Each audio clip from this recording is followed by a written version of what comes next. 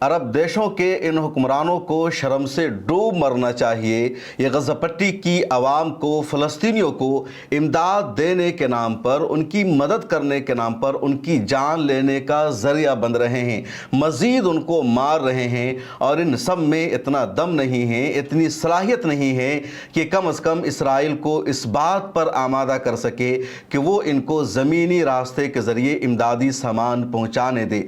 मुत्तहिदा अरब इमारात की तरफ से लगातार दावा किया जा रहा है कि हम गज़ा पट्टी की माली मदद कर रहे हैं, उन तक इमदादी सामान पहुंचा रहे हैं। सऊदी अरब दावा कर रहा है कि वो पूरी दुनिया में सबसे ज़्यादा गज़ा पट्टी को इमदाद देने वाला देश है।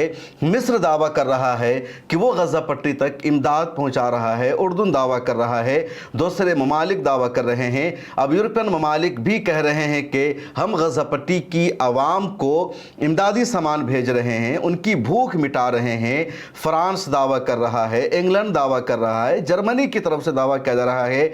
लेकिन ये तमाम ममालिक इसराइल को इस बात पर आमादा नहीं कर सके कि ज़मीनी रास्ते के ज़रिए वहाँ इमदादी सामान भेजने दिया जाए, बल्कि लोग फ़िज़ा से जा कर के इमदादी सामान को गिरा रहे हैं, जहाज़ को आसमान में उड़ाते हैं और उसके ज़रिए वहाँ तक इमदादी सामान पहुँचता है। और ये जो तरीक़ा है, इसकी वजह से फ़लस्तीनियों की मौत हो रही है, अफरा तफरी जैसी सूरत हाल पैदा हो गई है। भगदड़ भी एक बड़ा ज़रिया बन जाता है इस तरह से इमदादी सामान के वहाँ पहुँचने का, और वो भी मौत का ज़रिया बन रहा है। इसराइल के हमले में ही अब तक 60,000 से ज़्यादा फ़लस्तीनियों की गज़ा पट्टी में मौत हो चुकी है, और ये ऑफिशियल डेटा है। अनऑफिशियल डेटा यह है कि इससे ज़्यादा हलाकत और मौत हो चुकी है। इधर भूख की शिद्दत की वजह से भी 1400 फ़लस्तीनियों की मौत हो चुकी है। उसके अलावा इमदादी काउंटर पर, यानी जहां इमदादी सामान तकसीम किया जाता है, वहां भी इजरायली आर्मी ने फायरिंग करके या भगदड़ के जरिए 1000 से ज़्यादा फ़लस्तीनियों को हलाक किया है। और अब ये जो पैराशूट के ज़रिए इमदादी सामान गिराया जा रहा है, आप तस्वीरों में देख सकते हैं, वीडियोस लगातार आ रही है जहां जहाज़ उड़ता है और वहां से इमदादी सामान को गिराया जाता है, और नीचे फ़लस्तीनियों की एक भीड़ होती है, एक पूरा हुजूम है।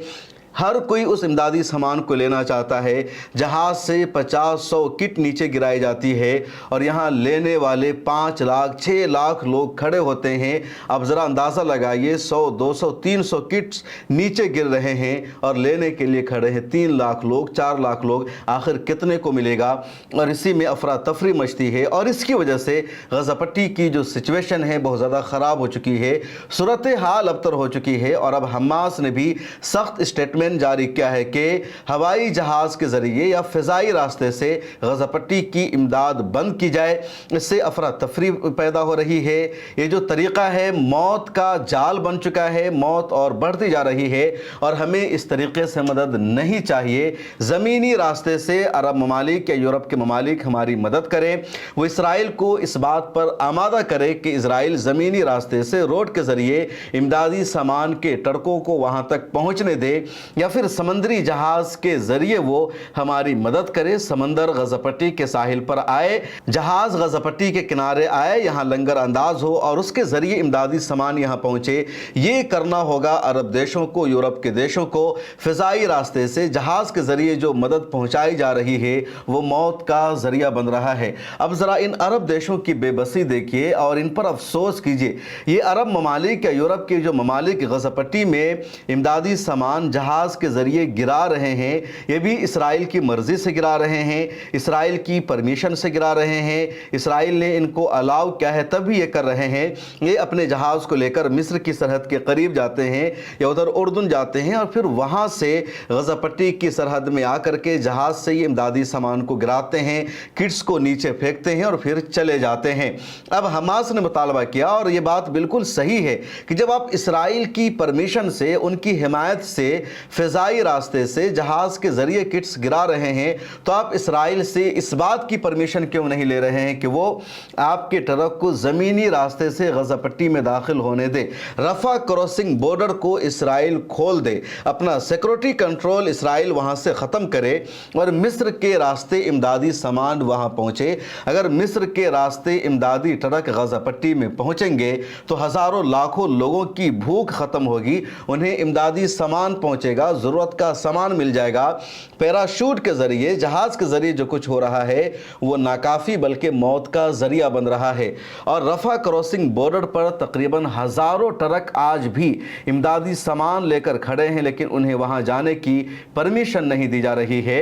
इधर मुत्तहिदा अरब इमारात की बेशर्मी देखे, इनकी बेगैरती देखे कि जब ईरान और इसराइल के दरमियान जंग चल रही थी और ईरान के हमलों ने इसराइल में ज़बरदस्त तबाही मचाई थी, 1000 से ज़्यादा अफराद इसराइल में ज़ख्मी हो जाते हैं, तो दोस्ती निभाने के लिए, रिश्ता निभाने के लिए मुत्तहिदा अरब इमारात ने फ़ौरन इसराइल को मदद भेजी, दवा भेजी, अपना जहाज़ वहाँ भेज दिया। और आज गज़ा पट्टी को मदद की ज़रूरत हो रही है तो कोई भी मुत्तहिदा अरब इमारात का जहाज़ वहाँ लंगर अंदाज नहीं हो रहा है या वहाँ लैंड नहीं कर रहा है। मुत्तहिदा अरब इमारात से शुरू में खबर सामने आई थी जिसमें कहा गया कि कई हज़ार टन इमदादी सामान यूएई गज़ा पट्टी के लोगों को भेज रहा है। और तस्वीर आई एक जहाज़ की, तो मुझे लगा कि समंदरी जहाज़ के ज़रिए मुत्तहिदा अरब इमारात इमदादी सामान भेज रहा है। इससे पहले 2 जहाज़ों ने, मिडलैंड सी ने और हंज़ला ने, इटली से चलकर गज़ा पट्टी पहुंचने की कोशिश की, लेकिन इसराइल ने उन दोनों जहाज़ों को गज़ा पट्टी पहुंचने से रोक दिया। दोनों जहाज़ों को किडनैप कर लिया, रोक लिया, वहां मौजूद तमाम एक्टिविस्ट को गिरफ्तार कर लिया और उस जहाज़ को भी, खव मिडलैंड सी हो या हंज़ला हो, दोनों को इसराइल ने अपने कब्जे में ले लिया। अब जब यूएई से खबर सामने आई कि यूएई भी एक जहाज़ के ज़रिए हज़ारों टन इमदादी सामान गज़ा पट्टी को भेज रहा है, तो मुझे लगा कि मुत्तहिदा अरब इमारात का इसराइल के साथ सफारती रिश्ता है, दोस्ताना ताल्लुक़ है और यूएई ने कम अज़ कम इसराइल को इस बात पर ज़रूर राज़ी कर लिया होगा कि वह गज़ा पट्टी को इमदादी सामान भेजने दे। लेकिन बाद में खबर ये सामने आती है कि यूएई भी इमदादी सामान हवाई जहाज़ के ज़रिए गिरा रहा है, उसके जहाज़ को गज़ा पट्टी के किनारे लंगर अंदाज नहीं होने दिया। तुम्हारी दोस्ती किस काम की, तुम्हारा रिश्ता किस काम का? तुमने इज़राइल को मदद भेजा, कम से कम इतनी बात तो तुम्हें इज़राइल से ज़रूर करनी चाहिए या इज़राइल को ज़रूर आमादा करना चाहिए कि तुम हमें गज़ा पट्टी जहाज़ को भेजने दो।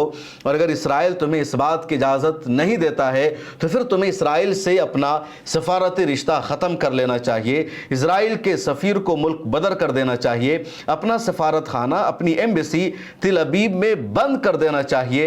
लेकिन यूएई ये नहीं कर सका, मुत्तहिदा अरब इमारात इतनी जुर्रत नहीं दिखा सका। फ्रांस की तरफ से, जर्मनी की तरफ से, इंग्लैंड की तरफ से इन दिनों लगातार कहा जा रहा है कि वो फ़लस्तीन को एक आज़ाद स्टेट के तौर पर तस्लीम करेंगे। गज़ा पट्टी में इसराइल जो कुछ कर रहा है वो जेनोसाइड है, बेगुनाहों का कत्लेआम है, भूख से वहाँ की लोगों की जो हालत है वो बेहालत होती जा रही है, परेशानी बढ़ती जा रही है। लेकिन फ्रांस, जर्मनी जैसे ममालिक भी हवाई जहाज़ के ज़रिए ही इमदादी सामान वहाँ गिरा रहे हैं। इनके ट्रकों को भी वहाँ दाखिल होने से रोका जा रहा है।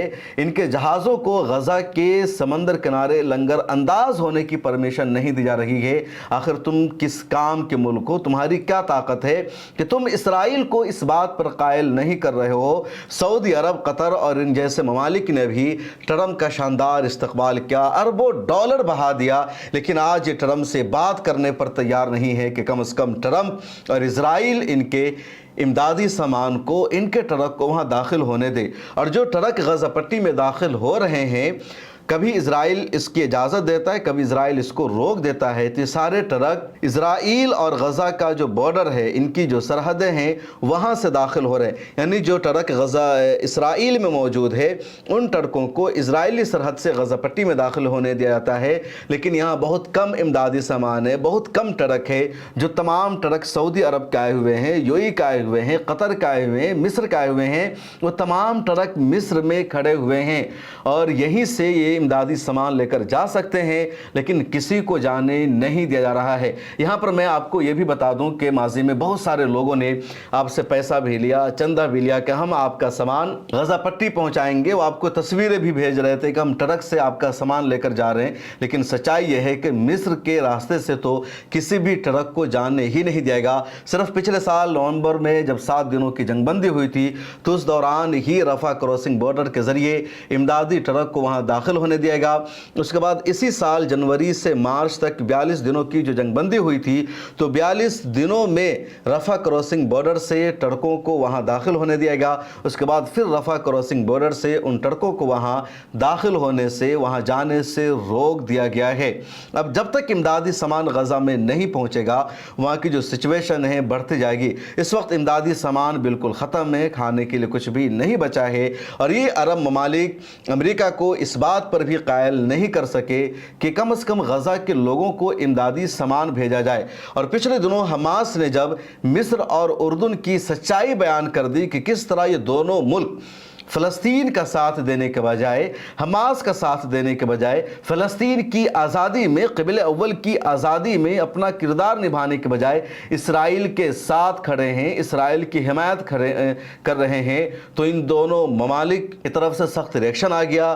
ان کو بہت دلی تکلیف ہو گئی، ان کو لگا ہمیں بدنام کیا جا رہا ہے۔ دراصل حماس کے رہنما خلیل الحیہ نے ایک ویڈیو جاری کر کے کہا کہ حماس کو لگاتار نقصان پہنچانے کی کوشش کی گئی ہے، فلسطینی کاز کو سبوتاژ کرنے کی کوشش کی گئی ہے مصر کی طرف سے اور اردن کی طرف سے، اور یہ بیان سامنے آیا تو برداشت نہیں ہو سکا۔ اور پچھلے 3-4 دنوں سے مصر کے اخبارات میں یا العربیہ میں، الشرق الاوسط میں، یا جو دوسرے بڑے بڑے عربی کے اخبارات ہیں، انگریزی کے اخبارات ہیں، مصر، سعودی عرب، UAE کے، وہاں یہ خبریں سامنے آ رہی ہے کہ حماس عربوں کو آپس میں بانٹ رہی ہے، حماس مصر اور اردن کو بدنام کر رہی ہے، حماس کی طرف سے فلسطینی کاز کے لیے کام کرنے والوں کو آپس میں بانٹا جا رہا ہے۔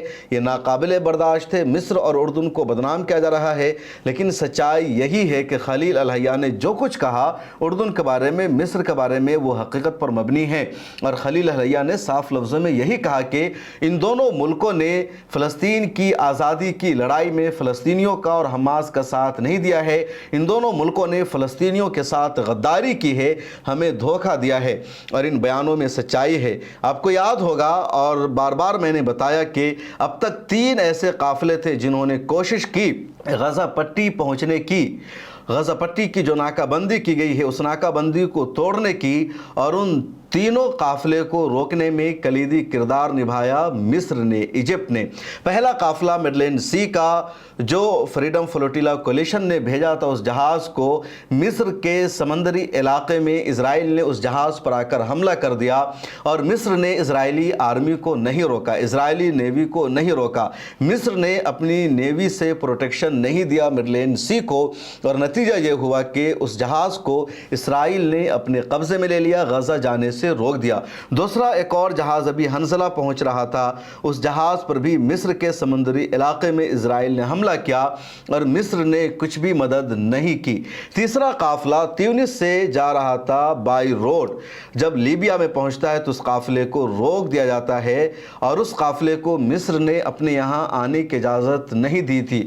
چوتھا قافلہ جو دنیا بھر کے ایکٹیوسٹ کا پلان تھا، اور یورپ کے ممالک کے ایکٹیوسٹ اس میں موجود تھے، جن سب کا مشترکہ منصوبہ یہ تھا کہ ہم بائی فلائٹ قاہرہ پہنچیں گے، یعنی ایجپٹ کی راجدھانی کیرو، اور کیرو سے ہم بائی روڈ الشمس کے ایریا میں جائیں گے، اور وہاں سے پیدل مارچ کریں گے رفح بارڈر تک، غزہ تک، اور ان کا پورا ایک پلان تیار ہو چکا تھا۔ یورپ کے ملکوں سے لوگ وہاں پہنچ چکے تھے، انڈیا سے بھی کچھ لوگ پہنچے تھے، لیکن دنیا بھر کے آئے ایکٹیوسٹ پر مصر نے حملہ کروا دیا۔ مصر کی آرمی نے سول ڈریس میں جا کر ان پر اٹیک کیا، ان کو نشانہ بنایا، ان کو گالیاں دی، اور کہا تم لوگ جہاں سے آئے ہو وہیں چلے جاؤ، مصر میں تمہیں پروٹیسٹ کرنے کی، احتجاج کرنے کی کوئی اجازت نہیں دی جائے گی، تم مصر کی سرزمین کا، مصر کے سڑک کا استعمال کر کے رفح نہیں جا سکتے، غزہ نہیں جا سکتے، اسرائیل کے خلاف کوئی پروٹیسٹ نہیں کر سکتے، اور ان سب پر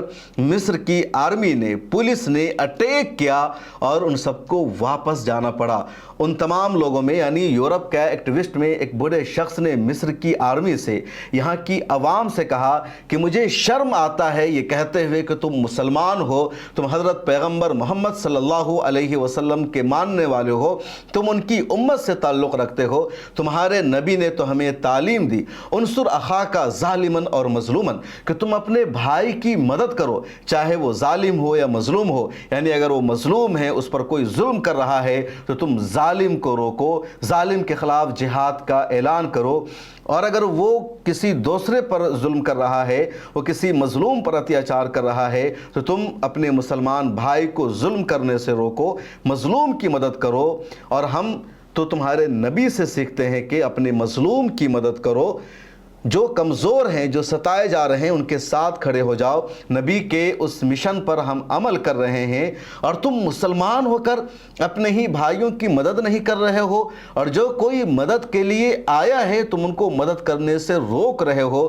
تم کیسے مسلمان ہو؟ تم کیسے حضرت محمد صلی اللہ علیہ وسلم کے امتی ہونے کا دعویٰ کر رہے ہو؟ پھر بھی مصر کی حکومت کو، عبد الفتاح السیسی کو شرم نہیں آتا، ان کی غیرت نہیں جاگتی۔ ان لوگوں کا حملہ جاری رہتا ہے، اور پھر تمام ایکٹیوسٹ کو گرفتار کر لیا جاتا ہے، انہیں ڈیٹین کیا جاتا ہے، جیلوں میں رکھا جاتا ہے، اور پھر دھیرے دھیرے وہ تمام اپنے ملکوں کو وطن واپس پہنچے ہیں۔ کچھ تو ابھی تک نہیں پہنچے، وہ مصر کی جیلوں میں ہی بند ہے۔ اردن کا، جس کو جورڈن کہا جاتا ہے انگریزی میں، اس کا بھی جو کردار رہا بے حد شرمناک رہا۔ جب اسرائیل نے ایران پر حملہ کیا تو اردن نے اپنی ایئر اسپیس کو استعمال کرنے کی اجازت دی اسرائیل کو، اور اسرائیل نے جورڈن کے ایئر اسپیس کا استعمال کرتے ہوئے ایران پر جا کر کے حملہ کیا۔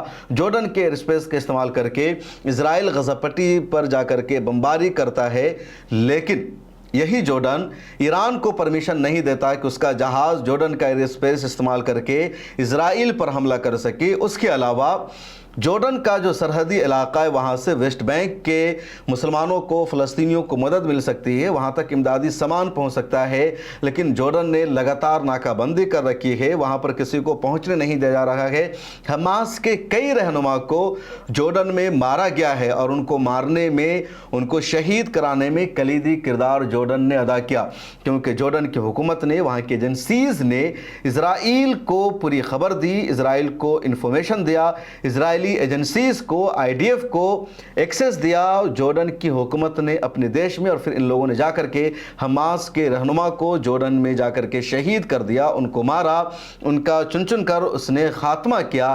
تو یہ جورڈن کا سب سے گھٹیا کردار تھا۔ اسی وجہ سے حماس نے ان دونوں ملکوں کو نشانے پر لیا، ان کے گھٹیا کردار کی بات چیت کی، تو یہ برداشت نہیں ہو سکا جورڈن کو اور ایجپٹ کو، اور یہ دونوں ممالک لگاتار بیان دے رہے ہیں کہ حماس کی طرف سے جورڈن کی اور مصر کی بدنامی کی جا رہی۔ دراصل ہوا کیا ہے کہ جیسے حماس کا بیان سامنے آتا ہے، ان دونوں ملکوں کی سچائی سامنے آتی ہے، مصر کی جو عوام ہے اور جورڈن کی جو عوام ہے، یہ سڑکوں پر اتر کر پروٹیسٹ کرنے لگتی ہے اپنی ہی حکومت کے خلاف، اور عوام کی نظروں میں ان کی شبیہ خراب ہو رہی ہے، ان کی بدنامی ہو رہی ہے، اور یہ برداشت نہیں ہے ان دونوں ملکوں کے حکمرانوں کو، اور اس لیے چاہ رہے ہیں کہ حماس وضاحتی بیان جاری کرے کہ حماس نے غلط بیان دیا تھا، حماس نے جھوٹ کہا تھا، لیکن حماس نے کہا کہ ہم نے جو کچھ کہا وہ سچ کہا، اور ان دونوں ملکوں کا ہمیں سپورٹ ملنے کے بجائے ہمیں ان دونوں ملکوں نے دھوکہ دیا ہے۔